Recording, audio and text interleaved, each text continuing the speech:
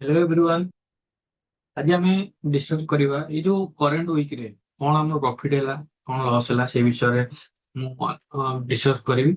मुझे बिजी थी मोर offline busy ये जो टेलीग्राम शेयर करे सब सेटअप शेयर कर पारे कहीं जेहेतु मुझे कंटिन्यू मार्केट बस पाऊनी से सब सेटअप मुझे ट्रेड नौ कि शेयर कर ओके। ତେଣୁକରି ଆଜି ମୁଁ ଯାହା ବି ଏଇ ସପ୍ତାହରେ ଟ୍ରେଡ୍ ନେଇଛି ଆଉ ଯାହା ବି ସେ ସପ୍ତାହରେ ଆମର ଟ୍ରେଡ୍ ମୁଁ ସେଟା ବନେଇଥିଲି ସେଟା ମୁଁ ମୋ ଟ୍ରେଡିଂ ଆକାଉଣ୍ଟରୁ ବି ଦେଖେଇବି ପ୍ଲସ୍ ଟ୍ରେଡିଂ ରୁ ଆମେ ଦେଖିବା କେମିତି ଟ୍ରେଡ୍ ନେଲି ଆମର ଟ୍ରେଡିଂ ପ୍ଲାନ୍ କେମିତି ଥିଲା ଆଉ କେତେ ପ୍ରଫିଟ୍ ହେଇଛି କେତେ ଲସ୍ ହେଇଛି ଆଉ ସେ ଯୋଉ ଟ୍ରେଡିଂ ନେଲି ତାର କଣ ଷ୍ଟ୍ରାଟେଜି ଥିଲା ମେଜର ଜିନିଷ କଣ ଥିଲା କାହିଁକି ମୁଁ ଟ୍ରେଡ୍ ନେଲି ସେ ବିଷୟରେ ଆମେ ଡିସ୍କସନ କରିବା ଅଛି। ଓକେ।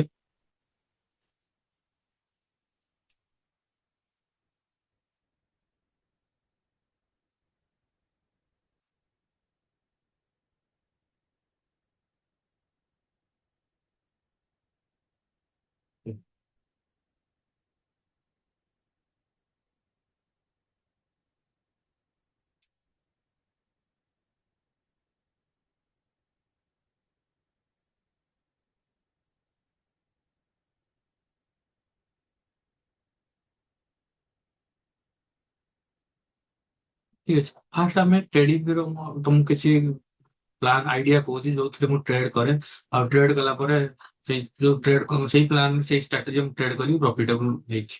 ଠିକ ଅଛି ଫାର୍ଷ୍ଟ ଜିନିଷ କହୁଛି ମାର୍କେଟ ଫାର୍ଷ୍ଟ ସବୁଠୁ ମେଜର ଜିନିଷ ହଉଛି ମାର୍କେଟ ଡିରେକ୍ସନ।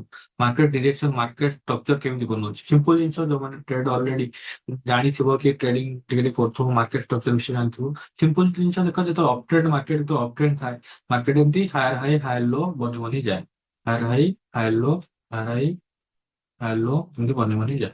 ଠିକ ଅଛି ଆଉ ଯେତେବେଳେ ଡାଉନ ଟ୍ରେଣ୍ଡ ଯାଏ ଡାଉନ ଟ୍ରେଣ୍ଡ ମାର୍କେଟ ଆମର ଡାଉନ ଟ୍ରେଣ୍ଡ ଥାଏ ସେତେବେଳେ ଏମିତି lower low lower high lower low lower high lower low lower low lower high lower ଲୋ ଏମିତି ବନି ବନି ଯାଏ।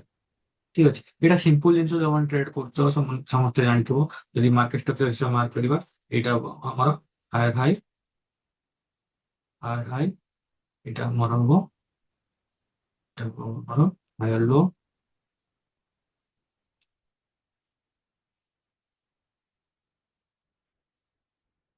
এটা হায়ার হাই হাই লো যেତେବେଳେ ହାୟର ହାଇ ବ୍ରେକ୍ ହବ ପୁଣି ତାର ନେକ୍ସଟ ହାୟର ହାଇ ଏଇଟା ହବ ପୁଣି higher high next higher high ଆମକୁ ଯୋଉଟା ମିଳିଗଲା ଠିକ ଅଛି ଯଦି ଏଇଟା ମୁଁ ଠିକ ଅଛି ଏଇଟା ଆମର ହାୟର ହାଇ ହେଲେ ଏଇଟା ଆମର ହାୟର ଲୋ ହବ ଠିକ ଅଛି ପୁଣି ଯେତେବେଳେ ହାୟର ହାଇ ବ୍ରେକ୍ ହେଲା ଏଇ ଯୋଉ ହାୟର ହାଇ ବ୍ରେକ୍ ହେଲା ଏଇ ହାୟର ହାଇ ଯେତେବେଳେ ବ୍ରେକ୍ ହେଲା କିଏ ବ୍ରେକ୍ କଲା ଏଇ ଯୋଉ ଷ୍ଟ୍ରକ୍ଚର ଟା ବ୍ରେକ୍ କଲା ପୁଣି ନେକ୍ସଟ ହାୟର ହାଇ କୋଉଟା ହବ ଏଇଟା ହବ ଆମର ହାୟର ହାଇ ଏଇଟା ଆମର ନେକ୍ସଟ ହାୟର ହାଇ ଏଇଟା ହେଲା ଏଇଟା ତ ହାୟର ହାଇ ହେଲା ତାର ଯୋଉଟା ଲୋ ଲୋ କେମିତି ଜାଣିବ ଯୋଉଟା କି ସ୍ନେକ୍ ଟ୍ରିକ୍ ବୋଲି ଆମେ ଗୋଟେ ୟୁଜ କରୁ ସ୍ନେକ୍ ଟ୍ରିକ୍ ମାନେ ଯେମିତି ଧର ସାପ ମୁଣ୍ଡ ମନେକର ଏଇ ଯୋଉ ହାୟର ହାଇଟା ହଉଛି ସାପ ମୁଣ୍ଡ ଠିକ ଅଛି ଏଇ ସାପ ମୁଣ୍ଡ ହାୟର ହାଇ ପାଇଗଲା ହାୟର ହାଇ ପାଇଗଲା ହାୟର ଲୋ କେମିତି ପାଇବ ସାପ ମୁଣ୍ଡ ଧରି ଧରି ଆସିବ ଯୋଉଠି ତମର ଫାଷ୍ଟ ଟର୍ନ କରିଥିବ ଫାଷ୍ଟ ଟର୍ନ କୋଉଠି ଗଲା ଏଇଠି ଗଲା ତାହେଲେ ହାୟର ଲୋ ଏଇଠି ଆମର ହାୟର ଲୋ କୋଉଠି ହବ ଆମର ହାୟର ଲୋ ଟା ଏଇଠି ହବ ଠିକ ଅଛି ସେମିତି ପୁଣି ହାୟର ହାଇ ବ୍ରେକ୍ ହେଲା ହାୟର ହାଇ ବ୍ରେକ୍ ହେଲା ତ ପୁଣି ନେକ୍ସଟ ହାୟର ହାଇ କୋଉଟା ହବ ଏଇଟା ହବ ପୁଣି ହାୟର ଲୋ କୋଉଟା ହବ ଏଇଟା ହବ ଠିକ ଅଛି ଏଇଟା ଆମର ଏମିତି ମାର୍କେଟ ଷ୍ଟ୍ରକ୍ଚର ମାର୍କ କରାଯାଏ ସେମିତି ଯଦି ଡାଉନ ଟ୍ରେଣ୍ଡ ମାର୍କେଟ ଥିବ ଡାଉନ ଟ୍ରେଣ୍ଡ କେମିତି ମାର୍କ କରାହବ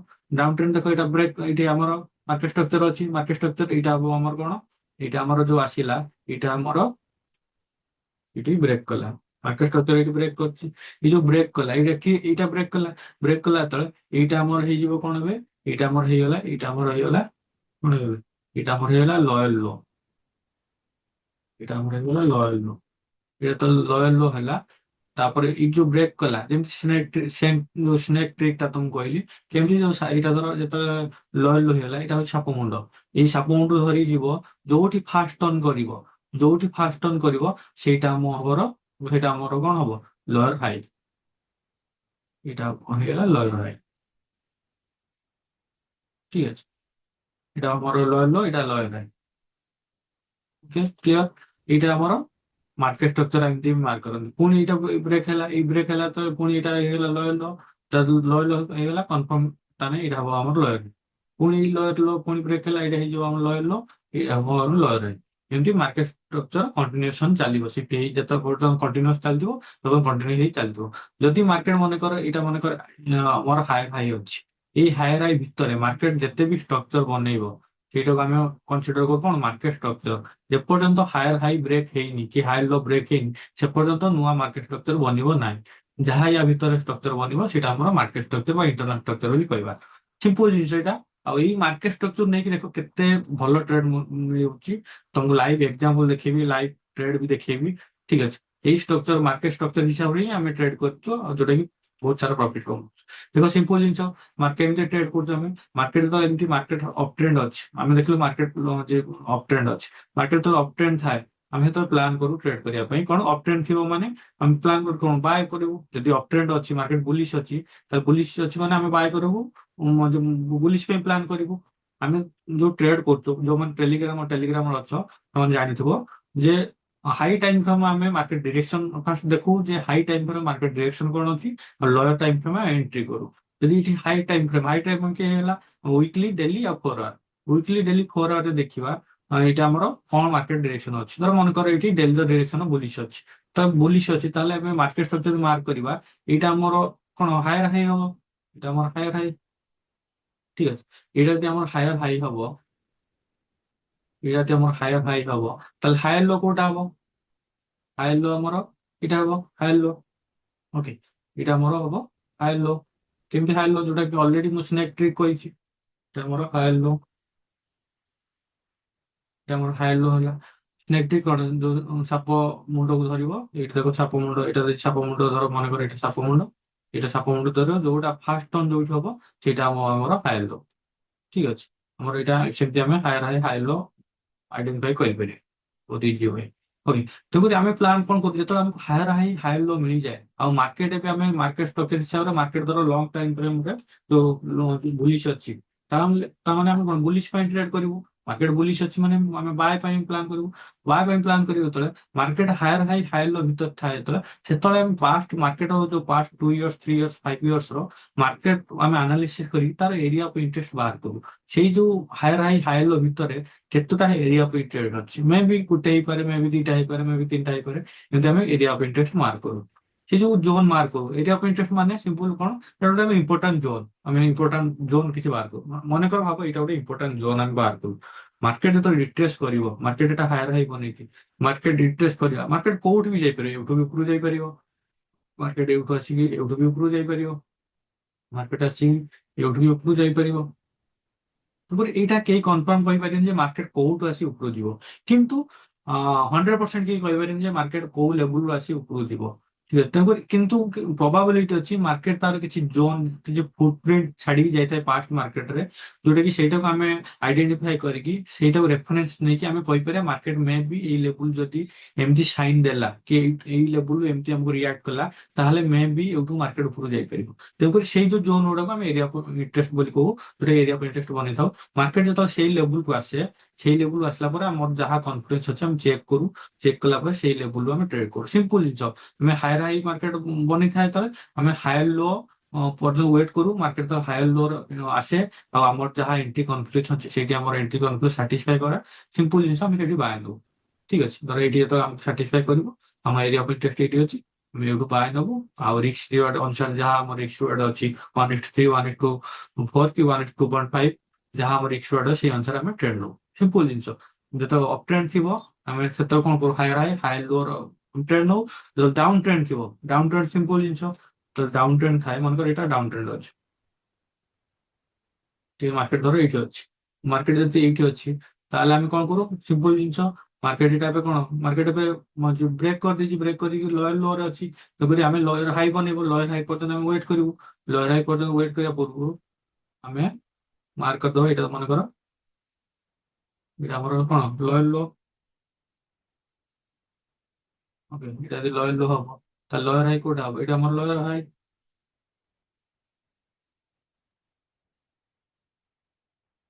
ଏଇଟା ଆମର ଲୋୟର ହାଇ। ଠିକ ଅଛି। ଏଇ ଯୋଉ ଲୋୟର ହାଇ ଲୋୟର ଲୋ ଭିତରେ ଆମେ ଟ୍ରେଡ୍ କରିବୁ। ଆମର ଧର ଏରିଆ ଅଫ୍ ଇଣ୍ଟରେଷ୍ଟ ମନେକର ଏଇଠି ଆମର ଏରିଆ ଅଫ୍ ଇଣ୍ଟରେଷ୍ଟ ହେଲା। ଠିକ ଅଛି। ଏଇଠି ଆମର ଏରିଆ ଅଫ୍ ଇଣ୍ଟରେଷ୍ଟ ଥିବ। ସେଇ ଯୋଉ ଏରିଆ ଅଫ୍ ଇଣ୍ଟରେଷ୍ଟରେ ଆମେ ୱେଟ୍ କରୁ ଆମର ଏରିଆ ଅଫ୍ ଇଣ୍ଟରେଷ୍ଟ ଧର ଗୋଟେ ହଉ କି ଦିଟା ହଉ, ଆମର ଧର ମଲ୍ଟିପୁଲ ଏରିଆ ଅଫ୍ ଇଣ୍ଟରେଷ୍ଟ ଥାଏ। ତା ଭିତରେ ବି ବହୁତ ସାରା ରିଜିନ୍ ଥାଏ, କାହିଁକି ଏଠି ଏରିଆ ବନେଇବା, କାହିଁକି ସେଠି ବନେଇବା, ବହୁତ ସାରା ରିଜିନ୍ ଥାଏ। ଠିକ ଅଛି। ମାର୍କେଟ ଯେତେବେଳେ ମାର୍କେଟ କଣ କରେ, ଏଇଠୁ ଯେତେବେଳେ ରିଟ୍ରେସ୍ କରିବ, ରିଟ୍ରେସ୍ କରି ମେ ବି ଏଇଠୁ ଦେଇପାରେ। ଠିକ ଅଛି। ମେ ବି ଏଇଠୁ ଯାଇପାରେ, ମେ ବି ଏଇଠୁ ଯାଇପାରେ। ঠিক আছে, মে বি এটাও ବି ଯୋଉ ତାର ଲୋୟର ହାଇ ଅଛି ସେଟା ବ୍ରେକ୍ ବି କରିପାରେ, ଯଦି ବ୍ରେକ୍ କରିଦେଲେ ତାର ମାର୍କେଟ ଷ୍ଟ୍ରକ୍ଚର ଚେଞ୍ଜ ହେଇଯିବ। ମେ ବି ମାର୍କେଟ ବ୍ରେକ୍ କରି ପୁଣି ବି ଏଇଠି ଆସିପାରେ। ମେ ବି ମାର୍କେଟ ଏମିତି ଏଇଟା ବ୍ରେକ୍ କଲା ପରେ ଏଇଟା ବ୍ରେକ୍ କରିବ, ପୁଣି ଏଇଠି ରିଟେଷ୍ଟ କରିବ, ରିଟେଷ୍ଟ କରି ପୁଣି ଉପରକୁ ଯାଇପାରେ। ତେଣୁକରି ମାନେ ମାର୍କେଟ କଣ ହବ, ମାନେ ଏଇଟା ମାନେ କେହି ମାନେ 100% କନଫର୍ମ ନାହାନ୍ତି। କିନ୍ତୁ ଆମ କିଛି ପ୍ରୋବାବିଲିଟି ଆମେ ଅଛି, ଯୋଉଟା କି ମାର୍କେଟ ପ୍ରିଭିୟସ ଡାଟା ଆମେ ଦେଖି କହିପାରିବା ମାର୍କେଟ ଏଇ ଜୋନ୍ ଏମିତି ରିଆକ୍ଟ କରିବ। ତେଣୁକରି ଏଇ ଯୋଉ ଷ୍ଟ୍ରକ୍ଚର ସବୁ ବନାଏ ମାର୍କେଟ, ଆମେ କଣ କରୁ ସିମ୍ପଲ ଜିନିଷ ମାର୍କେଟ ତଳେ ଏଇଠୁ ଆମର କଣ ଏଇଟା ଡାଉନ ଟ୍ରେଣ୍ଡ ଯୋଉ ଆମର ତ ମନେକର ଏଇଟା ନାହିଁ ଆମର, ଠିକ ଅଛି, ଏଇଟା ଆମର ବ୍ରେକ୍ ହେଇନି ଯଦି, ତାହେଲେ କଣ ଅଛି ଏଇଟା ମାନେ ବିୟରିଶ ଅଛି ମାର୍କେଟ, ମାନେ ଡାଉନ ଟ୍ରେଣ୍ଡ ଅଛି। ଆମେ କଣ ସିମ୍ପଲ ଜିନିଷ ଆମର ଯୋଉ ଏରିଆ ଅଫ ଇଣ୍ଟରେଷ୍ଟ ଅଛି, ଯେତେବେଳେ ମାର୍କେଟ ଏରିଆ ଅଫ ଇଣ୍ଟରେଷ୍ଟ ଆମ ଏରିଆ ଅଫ ଇଣ୍ଟରେଷ୍ଟ ଭ୍ୟାଲିଡ କଲା, ସାଟିସ୍ଫାଇ ମାନେ କଲା, ଯାହା ରୁଲ ସାଟିସ୍ଫାଇ କଲା, ସେଇ ଏରିଆ ଅଫ ଇଣ୍ଟରେଷ୍ଟ ର ଆମେ ଲୟର ଟାଇମ ଫ୍ରେମ୍ ଯାଇକି ଆମେ ଆମର ସେଠୁ ସେଲ୍ ନବୁ। ଠିକ ଅଛି, ଏଇଠୁ ଆମେ ସେଲ୍ ନବୁ।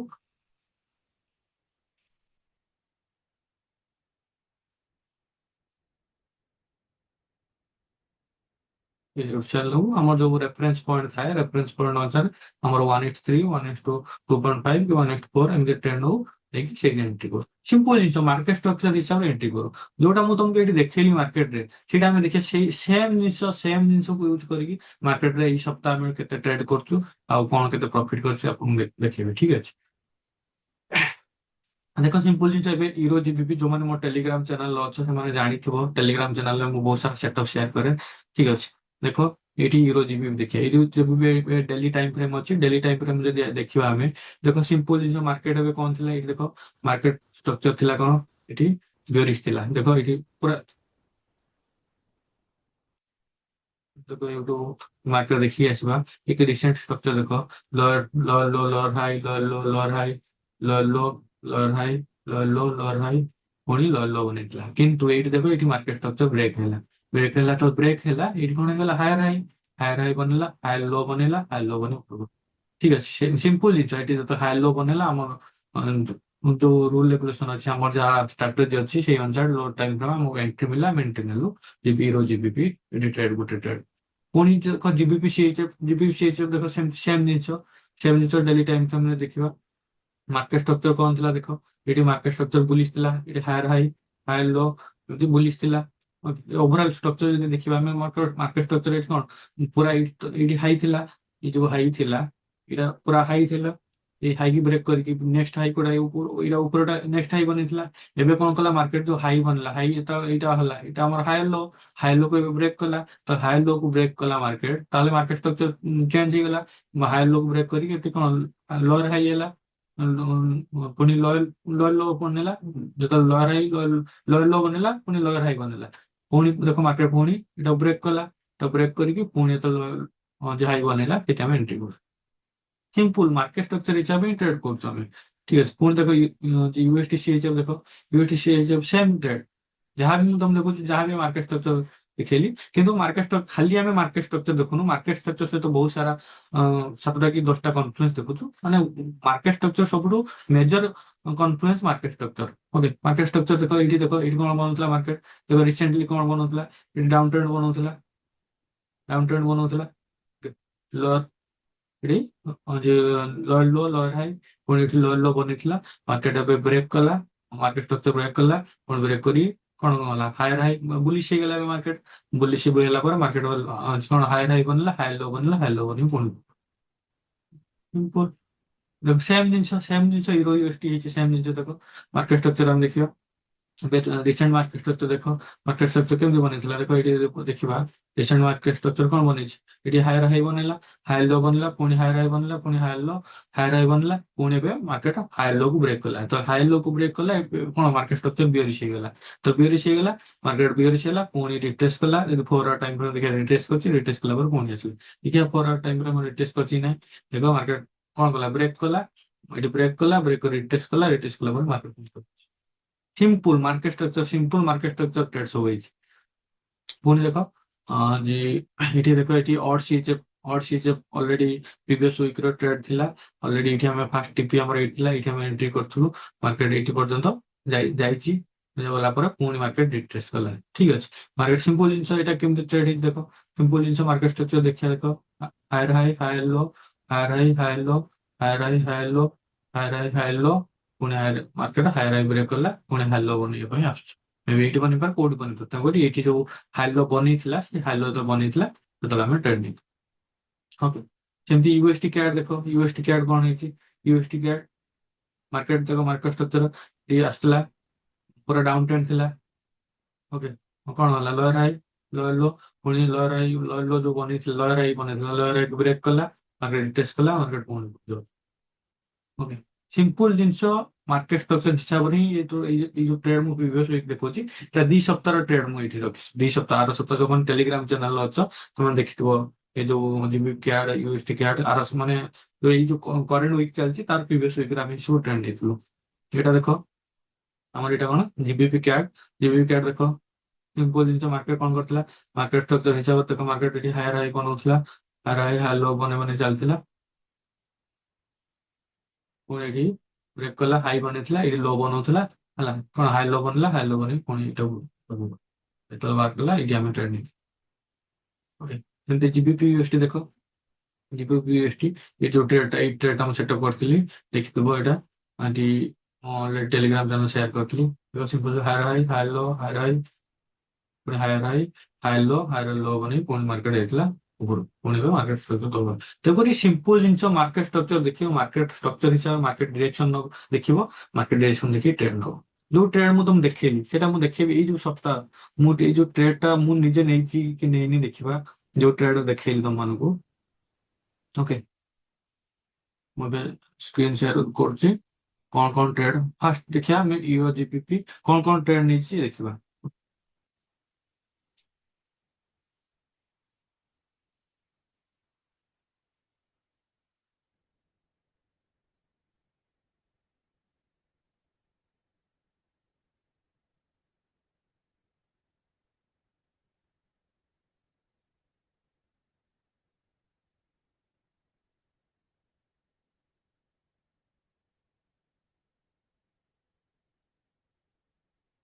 ଓକେ, ଦେଖ ଅଲରେଡି ମୁଁ ତମକୁ ଦେଖେଇଲି। ଦେଖ ଏଇ ସପ୍ତାହ ଟ୍ରେଡ୍ ମୁଁ ନେଇଛି, ଦେଖ ଏଠି ୟୁରୋ କ୍ୟାଡ୍ ଦେଖେଇଲି, ୟୁରୋ କ୍ୟାଡ୍ ବି ନେଇଥିଲି। ଆକ୍ଚୁଆଲି ରୁଲ ଅନୁସାରେ ଯାହା ଆମର ରିସ୍କ ମ୍ୟାନେଜମେଣ୍ଟ ଅଛି ଗୋଟେ ୱିକ୍ ରେ ନବା ପାଇଁ, ସେଥିପାଇଁ ଯେହେତୁ ବହୁତ ସାରା ଟ୍ରେଡ୍ ମିଳିଥିଲା, ସେଥିପାଇଁ କିଛି ଟ୍ରେଡ୍ ଆମେ କାଟିଦେଲୁ। ଦେଖ ଜିବିପିସିଏଚ ଲଗେଇଥିଲି। ମନେ ରଖ, ଏଇଟା ମୁଁ ଆଉଥରେ ବି ତମକୁ ଦେଖେଇଦେବି। ୟୁରୋ କ୍ୟାଡ୍ ଜିବିପିସିଏଚ ସେଲ୍ ନେଇଥିଲୁ, ୟୁରୋ କ୍ୟାଡ୍ ବାୟ ନେଇଥିଲୁ, ମୁଁ ଅଳ୍ପ ପ୍ରଫିଟ୍ ବାହାରିଗଲି। ଠିକ ଅଛି, ୟୁରୋ ଜିବି ପୁଣି ଅଧିକ ଲଟ୍ ନେଇଥିଲି, ବାହାରିଗଲୁ।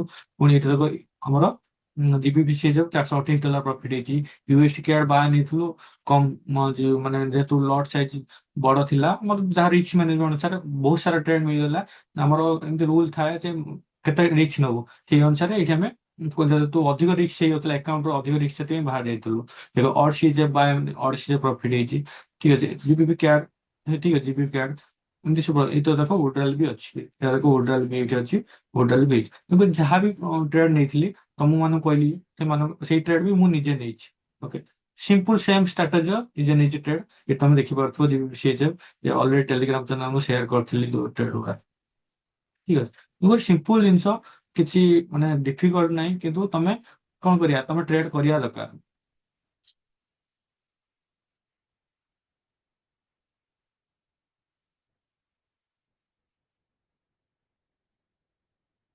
ଓକେ, ସିମ୍ପଲ ଜିନିଷ ମୁଁ ଦେଖେଇଲି, ଯୋଉଟା ଦେଖେଇଲି ସେଇଟା ଦେଖିବା। ଏଇଠି ଦେଖିବା ଯୋଉ ଟ୍ରେଡ୍ ନେଇ, ଯୋଉଟା ତମକୁ ମୋ ଟ୍ରେଡିଂ ଆକାଉଣ୍ଟ ଦେଖେଇଲି, ସେଇଟା ବି ଏଇଠି ଦେଖୁଛି। ଦେଖ ସିମ୍ପଲ ଜିନିଷ ଦେଖ, କଣ କଣ ଏଇଠି ଟ୍ରେଡ୍ ମୁଁ ନେଇଥିଲି ଦେଖ। ଜିବିପିସିଏଚ ସେଲ୍, ଜିବିପିସିଏଚ ଦେଖ, ଜିବିପିସିଏଚ ପାଇଁ ଜିବିପିସିଏଚ ଦେଖ ସେଲ୍। ଆଉ କଣ ନେଇଥିଲି? ୟୁରୋ କ୍ୟାଡ୍ ବାୟ, ୟୁରୋ କ୍ୟାଡ୍, ୟୁରୋ କ୍ୟାଡ୍ ଦେଖ, ୟୁରୋ କ୍ୟାଡ୍, ୟୁରୋ କ୍ୟାଡ୍,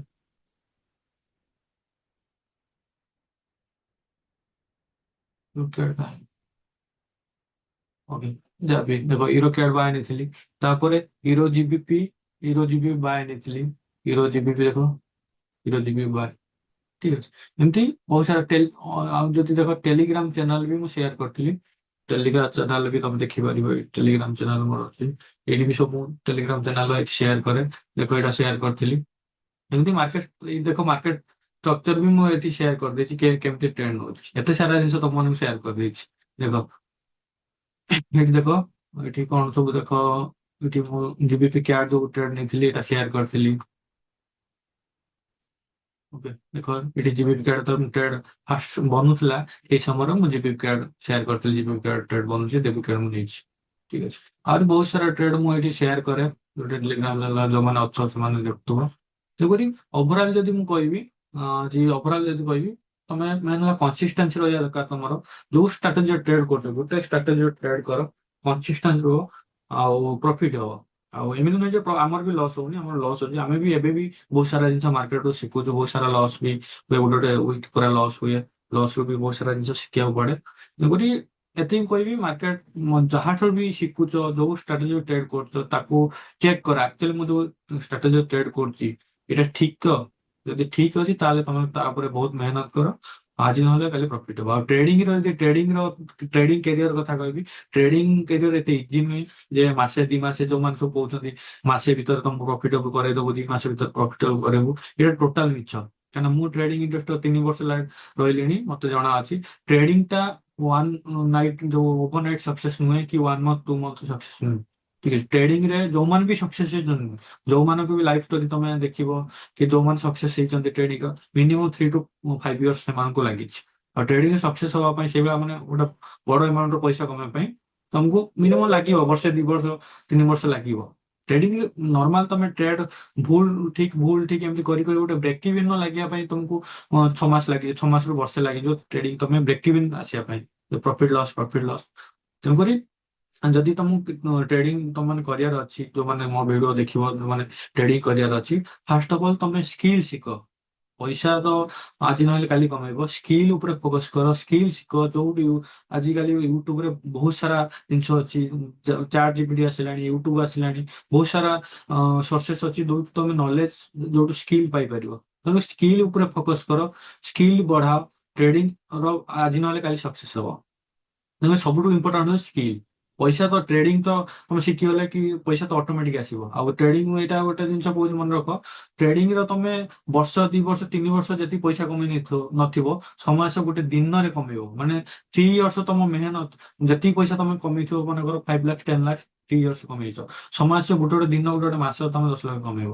କିନ୍ତୁ ସେଇ ଯୋଉ କନସିଷ୍ଟାନ୍ସି ସେ ଯୋଉ ଆମର ତମେ ମେହନତ କରିକି ଯୋଉ ପ୍ରଫିଟ ହଉ ଲସ୍ ହଉ ପ୍ରଫିଟ ହଉ ଲସ୍ ହଉ ଯୋଉ ତମ ଷ୍ଟ୍ରଗଲ ଲାଇଫ୍ ତମେ ଯଦି ପାସ୍ କରିକି ତାପରେ ଯାଇକି ସକ୍ସେସ୍ ହବ ତାହେଲେ ତମେ କରିପାରିବ। ଆଉ ଟ୍ରେଡିଂ ମାକ୍ସିମମ୍ ଲୋକ ଟ୍ରେଡିଂ କୁଇଟ୍ କରିଯାଆନ୍ତି କାହିଁକି କରିଯାଆନ୍ତି କାହିଁକି ନା ଟ୍ରେଡିଂ ରେ ବହୁତ ସାରା ପେସେନ୍ସ ଡିସିପ୍ଲିନ ଥାଏ ଯୋଉଟା କି ନର୍ମାଲ ଲୋକମାନେ ମାସେ 2 ମାସ 3 ମାସ 6 ମାସ ଟ୍ରେଡିଂ କରନ୍ତି ତା ଭିତରେ ଓଭର ଟ୍ରେଡିଂ କରନ୍ତି ରିଭେଞ୍ଜ ଟ୍ରେଡିଂ କରନ୍ତି ବହୁତ ସାରା କିଛି no risk management no rule regulation କିଛି ନଥାଏ ଟ୍ରେଡିଂ କରନ୍ତି ଯାହା ପଇସା ଆଣିଥାନ୍ତି ପଇସା ଏଠି ମାର୍କେଟ ଦେଇକି ପଳେଇ ଯାଆନ୍ତି। ତେଣୁକରି ଟ୍ରେଡିଂ ରେ ଯଦି ତମେ ସକ୍ସେସ୍ ହବା ପାଇଁ ଚାହୁଁଛ ତାହେଲେ ପଇସା ଦରକାର ନାହିଁ ଏଠି ଟ୍ରେଡିଂ ରେ ସ୍କିଲ୍ ଦରକାର। ଯଦି ସ୍କିଲ୍ ତମେ ତମର ଭଲସେ ସ୍କିଲ୍ ବନେଇଦେଲ ତାହେଲେ ବହୁତ ପଇସା କମେଇବ। Okay thank you everyone. ଆଉ ସେଥିପାଇଁ ସ୍କିଲ୍ ଉପରେ ଫୋକସ କର ଏଇଟା ମୋର ଗୋଟେ ସଜେସନ ରହିବ ସ୍କିଲ୍ ଉପରେ ଫୋକସ କର।